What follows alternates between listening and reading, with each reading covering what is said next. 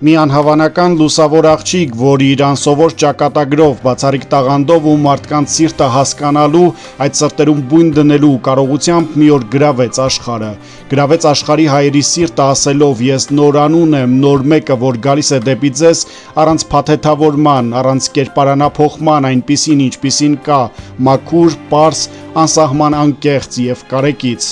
Նրան ամեն օր սկսեցին ավելի ու ավելի շատ սիրել, եւ հանկարծ մեկը մյուսի ետևից Տաթև Ասատրյանը սկսեց սահմանել ռեկորդներ, որ ոչ մի հայ երգչուհի երբևէ չէր սահմանել պատմության ընթացքում։ Ցավն է հաճախ առաջ մղում, Պարուշ Սևակի այս խոսքերը միս ու արյուն են ստանում Տաթևի կյանքի պատմության մեջ։ Նա շարունակում է իր անկրկնելի հաղթարշավը տասնյակ հազարանոց հանդիսատեսի առաջին շարքերում մեկտեղ դատարկ թողնելով։ Կա մի մարդ, որ ամենաշատը կուզեի ներկա լիներ։ Ես անգամ առաջին շարքում իր տեղը ազատ եմ թողել։ Մայրս։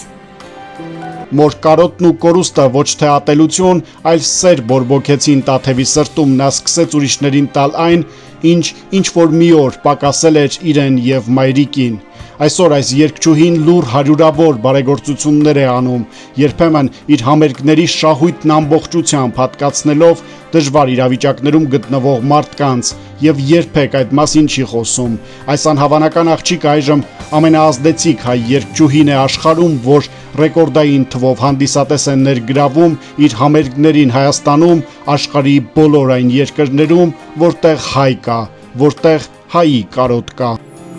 Սավիալիքը թողտանի հերույն երկը, որ բուժի հերում ապրողին հայերի մերքը։